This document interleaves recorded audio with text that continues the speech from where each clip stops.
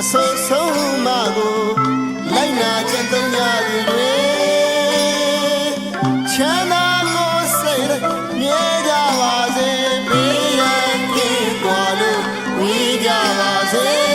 ကောင်းဝေးရမယ်ကင်းဝေးကြပါစေစီရီတော်လေးရသာသနာတော်မြတ်ကိုထိမ့်သိမ်းဆောင်ရှောက်ကြပြီချမ်းသာကိုစိတ်မြဲကြပါစေဘေးရန်ကင်းကွာလို့ဝေးကြပါစေ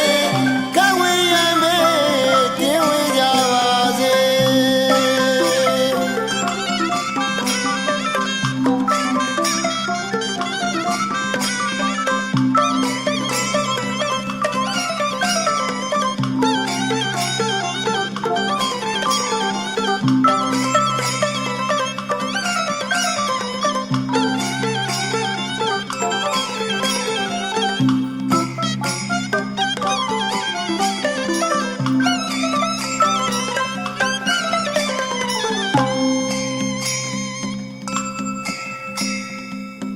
ရတနာမြတ်သုံးပါးဥထိတ်ထား၍